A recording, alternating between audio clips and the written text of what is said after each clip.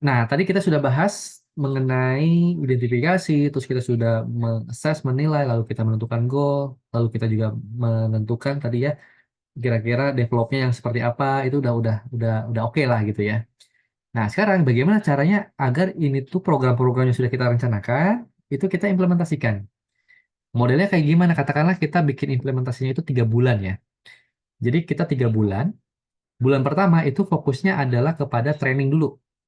Di training, yang paling penting adalah dia harus mendapatkan mindset, mendapatkan skill set, mendapatkan yang namanya tool set, dan juga penugasan. Jadi penugasan itu digabung dengan si pelatihan. Di bulan pertama tuh, beresin dulu tuh semua, beresin gitu kan, beresin. Di bulan kedua udah masuk yang namanya coaching.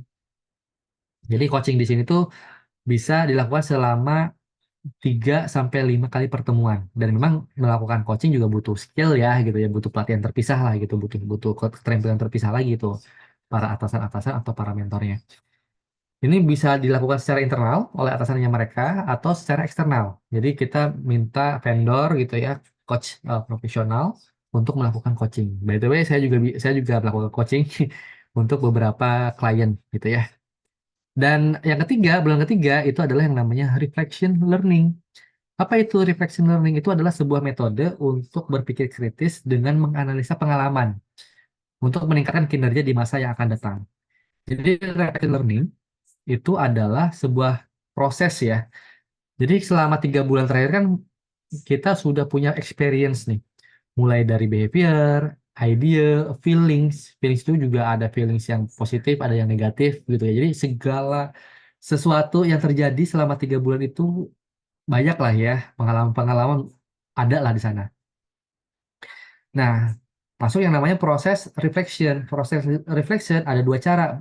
Dengan menulis secara journaling gitu ya, kayak kita bikin diary. Yang kedua adalah menceritakan atau bercerita kepada orang lain. Itu bisa gitu ya. Nah, yang paling penting ada 2 hal juga sebenarnya. Jadi kalau misalkan di reflection proses itu tuh yang pertama adalah memanfaatkan perasaan-perasaan yang positif gitu ya. Memanfaatkan perasaan-perasaan. Jadi yang ditulis itu adalah fokusnya adalah kepada hal-hal yang positif. Mendapatkan pembelajaran apa, insight apa yang didapat gitu ya. Terus juga pengalaman positif apa yang didapat, feeling apa atau perasaan apa yang didapat di saat proses 3 bulan terakhir. Yang kedua adalah mengubah perasaan-perasaan yang mengganggu menjadi perasaan-perasaan yang positif, artinya menertawakan perasaan-perasaan yang mengganggu gitu. Misalkan ada penolakan, ada dimarahin gitu ya, di di apa di di gibahin lah gitu ya, diomongin dan segala macam atau ya ya macam-macam lah gitu ya, ditolak dan segala macam gitu.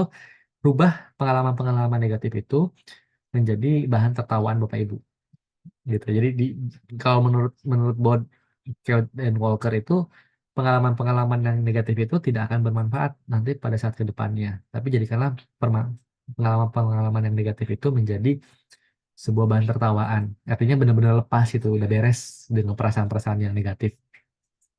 Outcome-nya apa? Harapannya yaitu adalah si karyawan tersebut akan mendapatkan perspektif yang baru dan juga merubah behaviornya dan semoga bisa menjadi komitmen dalam action setiap hari-hari gitu. Jadi dalam reflection learning itu seperti itu gitu ya. Jadi mulai dari experience, diingat, di recall lagi, diingat-ingat lagi, ditulis ataupun diceritakan.